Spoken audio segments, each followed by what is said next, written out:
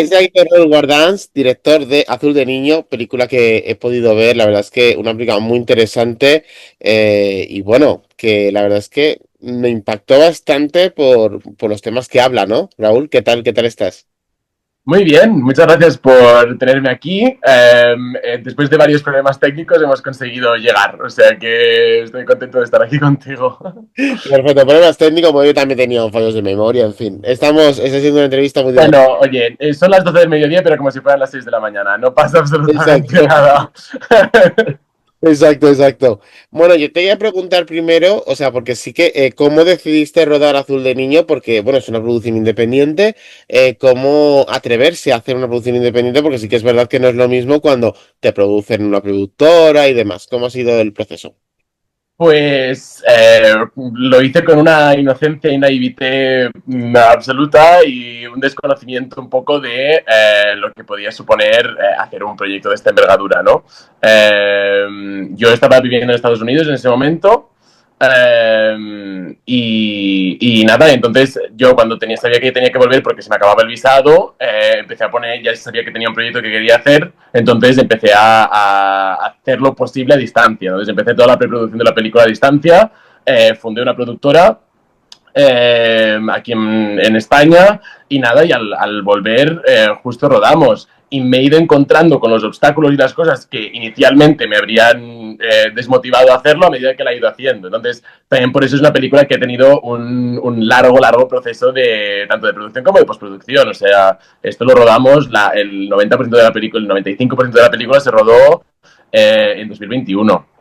Entonces, han sido 4 años de encontrarte con todo un tema técnico de deliveries y de compañía, de buscar una distribuidora, de todo desde el absoluto desconocimiento. Entonces, no solo he aprendido muchísimo, pero que además creo que esa sensación de no saber y de tirarte al río también muchas veces te lleva a encontrarte con cosas maravillosas. Entonces, mucho de esto ha salido pues, no te diré por casualidad, pero por una especie como de ceguera y de vista túnel de a ver qué nos encontrábamos. Pero sí. Jo, pero sí que es, o sea, sí que es verdad, ¿no? O sea, joder, 4 años, o sea, supongo que, joder, yo que también soy director, es como que también supongo que le habrás querido mucho a la película, la habrás odiado mucho, la habrás querido, vuelto a querer, o sea, supongo que es un poco el proceso también así, ¿no? Como, ¿por qué me meto en este lío? Sí, a ver, ha habido esos momentos. A mí la gran frustración siempre ha sido burocrática. O sea, de repente tener una empresa a tu cargo es mucho trabajo y mucho más del que yo suponía. Yo pensaba, o sea, había toda una serie de temas más de ADE que no tenían nada que ver con la película y que sin embargo estaban parando procesos, temas de desde calificaciones y compañía que yo no tenía ni idea de cómo hacer y que supongo que una vez ya lo tienes sistematizado es mucho más fácil. Pero yo me estaba encontrando con todos esos obstáculos por primera vez y entonces hubo toda una serie de cosas, bueno, obviamente enfrentarte a contratos, enfrentarte a pagos de seguridades sociales, enfrentarte a toda una serie de cosas que al final es lo que más me gusta. O sea, al final yo estoy tirando mucho más hacia un mundo de producción y de tal, pero es cierto que cuando te viene de primeras y no tienes a nadie, a ningún jefe al que consultarle, se presentan muchos obstáculos y sobre todo se dilata mucho en el tiempo cuando estás esperando según qué cosas. Entonces, sí, eso ha sido sin duda un obstáculo. Ujú. Bueno, Azul de Niño, la verdad que es una película que es muy interesante lo que cuenta, o sea, la historia que cuenta, que es una historia que yo creo que ha pasado muchas veces y bueno, parece que se intenta hacer una comunión perfecta, ¿no? Entre tu personaje y el de ella, ¿no? O sea, que una amistad, claro, evidentemente muy rara, evidentemente, porque bueno, tú eres el amante de su marido. Pues sí, realmente es complejo, pero yo lo he visto. En la vida real he visto situaciones así, he visto situaciones en las cuales ha habido una comunión de esas dos figuras. Creo que viene muchas veces dada por circunstancias vitales que te obligan a tenerla. Es decir, yo creo que si estas dos personas no hubieran tenido no solo esta persona en común, pero también la circunstancia de que a él le da un derrame y tiene que estar en el hospital y ambos quieren cuidarlo y ambos quieren estar allí por él, donde se crea una alianza, pero no solo lo he visto en circunstancias de amante y pareja, pero también lo he visto en familiares que no se hablaban desde hace muchísimo tiempo y que el hecho de una tragedia o de una situación de tensión crea una especie de comunión entre gente que normalmente no tendría ese tipo de comunión. Entonces, a mí eso me interesa mucho. Me interesan mucho las amistades improbables. Entonces, por mucho que es momentánea y fluctúa y durante a lo largo de la peli vemos que sube y baja muchísimo, pero me gustan las amistades que no se formarían si no fuera por una especie de casualidad de la vida que las trae juntas, porque creo que es donde se crean los diálogos más interesantes. Entonces, pues por eso esa historia. Yo tengo que decir que me ha sorprendido mucho la elegancia de ella. O sea, es una mujer, es de bandera total. O sea, qué guapa. O sea, yo estaba flipando un poco, pero qué guapa es esta mujer. O sea, yo nunca, yo, pues, con perdón, nunca he visto a nadie yendo a un hospital tan guapísimo. O sea, dije yo, pero esta señora, o sea, y luego de repente va a la oficina con ese vestido de flores maravilloso. Yo, pero esta señora, qué guapa que es la cabrona, con perdón. Lo dije ayer varias veces yo para mí, qué guapa es. O sea, esta mujer yo no la conocía, pero es buena actriz. Es que qué guapa es. O sea, ¿cómo Es fue? una diva, es maravillosa. Y además es muy gracioso porque yo la había visto y ella había hecho, estuvo en Pulseras Rojas y tal, y siempre hace de señoras como muy elegantes y muy tal, y pues, más o menos empáticas, más o menos humanas, más o menos buenas, pero siempre tiene un porte y una elegancia que luego cuando la conoces ella es una hippie, es una tía maravillosa, súper enrollada, súper tal, no lleva en plan casi nunca mucho maquillaje, la sobremaquillamos muchísimo en la película, creo que en la película ella era importante que tuviera una fachada, porque toda la trama de la película gira en torno a que esta fachada se va rompiendo y que tiene que enfrentarse a esa fachada que pone ella, y entonces esa fachada se traduce también en una presentación física casi o sea, muy improbable. O sea, solo hay un momento en el cual se presenta sin arreglar porque la llaman de urgencias en el hospital y tiene que ir, pero el resto de la película no hay momento que salga de casa que no está de punta en blanco. Y creo que eso va mucho con el bloqueo que tiene este personaje de cómo se la ve y cómo es ella luego en privado, ¿no? Pero sí que es cierto que Eva luego, la actriz de Eva de Luis, luego en persona es como todo lo contrario. Y yo obviamente cuando la cogí no lo sabía y me daba bastante el pego, pero luego cuando la conocí en persona dije, wow, qué fuerte la transformación porque es otra persona, es maravilloso. Para mí es una pija de serrano, pero vamos, digo, pero qué mujer, pero maravillosa, ¿sabes? Pero ya te digo, yo cuando está con las amigas de Brands y tal, yo, coño, vamos, un mundo, pues fíjate, luego es. También es cierto que yo tengo mucho punto de referencia de eso porque yo vengo de ese, o sea, yo fui a cole privado y tal en Barcelona y eso creo que ese tipo de mujeres me han criado con valores muy distintos, pero con esa misma estética, ese mismo porte, ese mismo saber hacer y saber estar que me parece como muy fascinante y es muy concreto español, creo. Creo que no se traduce de la misma forma en ese mismo tipo de persona en otros lugares. Entonces me parece interesante también explorarlo así. No, no, desde luego que sí, me parece increíble. Bueno, y tú también, además de que escribes, dijes, también interpretas al papel protagonista. Bueno, ¿cómo es enfrentar también como actor? Porque sí que es verdad que, claro, no es lo mismo enfrentarte como actor, que eres tu actor y tal. No, es que encima es el guionista, el productor y el director. Pues es un poco caos, no te mentiré. El primer día de rodaje, que además era una escena muy heavy, y ese mismo día la script, no, claro, esto fue en tiempo de COVID, entonces estábamos haciendo PCRs a todo el mundo. Y la script dio positivo de COVID el primer día, entonces tuvimos que estar buscando sustituta el primer día. Entonces, estaba gestionando eso, mientras gestionaba el hecho de que era mi primer día de rodaje como director, que yo nunca había dirigido y menos de esta envergadura, y luego también gestionando el hecho de que yo tenía una escena dramática muy importante que tenía que rodar. Sí. Entonces, ese primer día fue muy caótico. Entonces, lo que descubrí a partir del segundo día es que necesitaba algún mecanismo de entrada y salida del personaje fácil. Entonces, fui a una perfumería y yo había visto una entrevista de Natalia Berbeque, donde decía que Natalia Berbeque utilizaba mucho las fragancias para entrar en los personajes, que cada personaje tenía una fragancia y que esa fragancia no la volvía a tocar porque era la fragancia que asociaba con X personaje.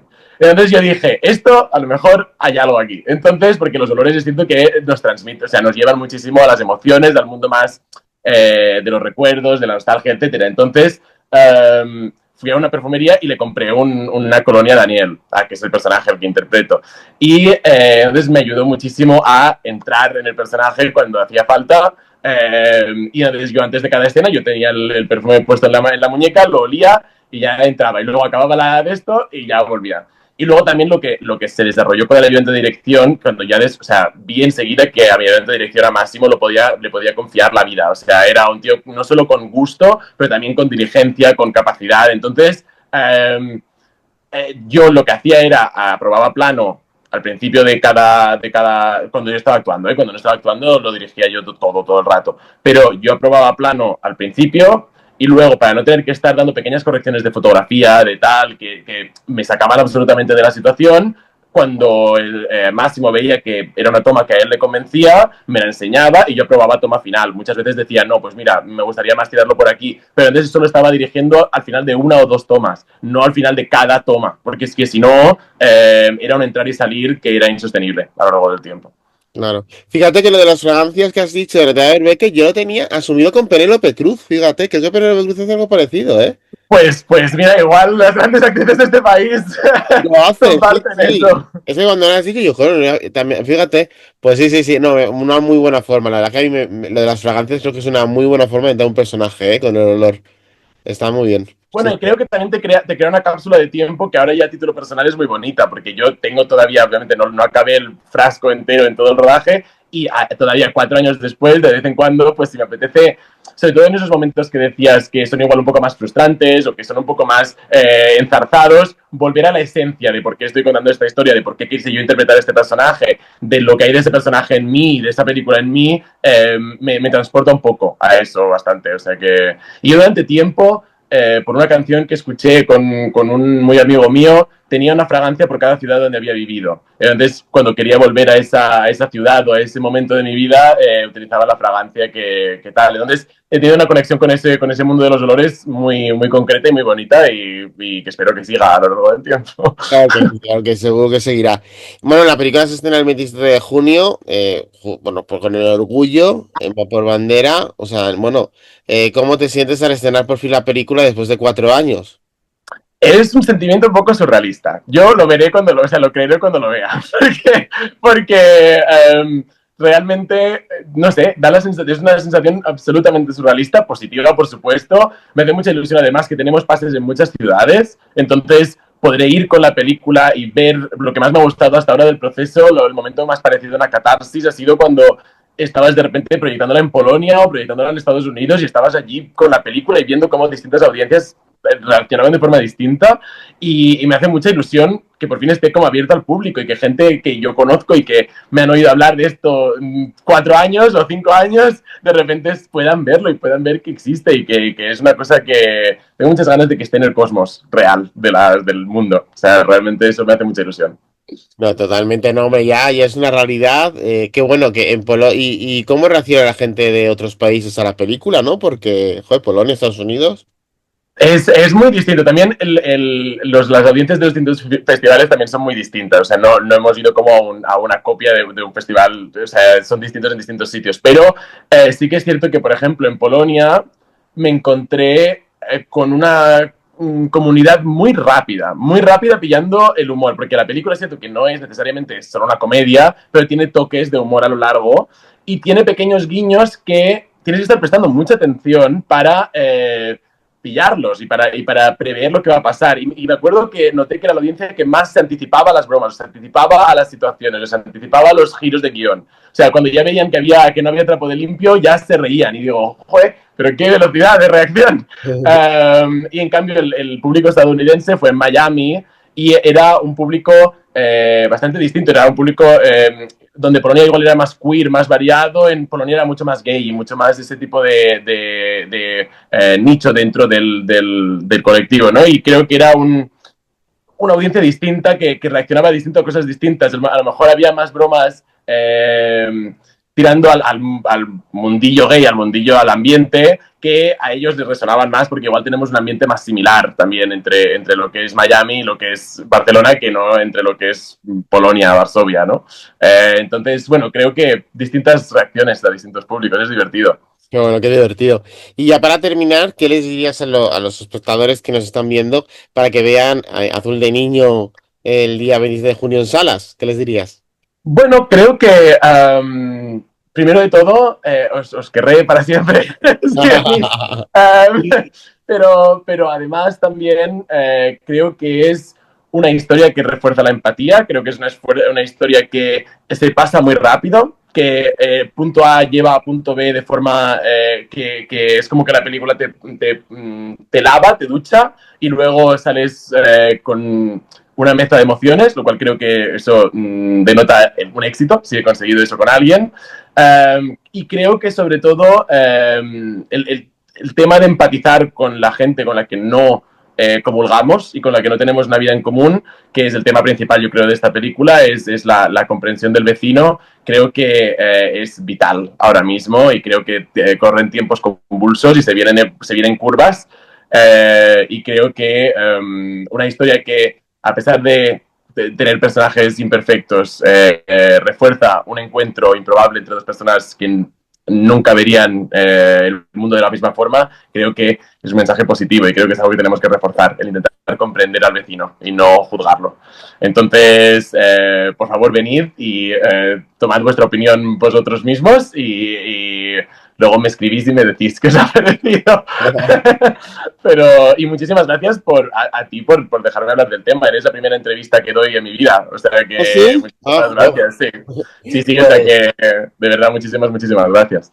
muchas gracias a ti, espero que hayas estado bien y bueno, enhorabuena por la peli, la verdad que es una es una película que me ha gustado mucho y sobre todo pues eso, se nota el arrojo que tienes, así que enhorabuena, de verdad.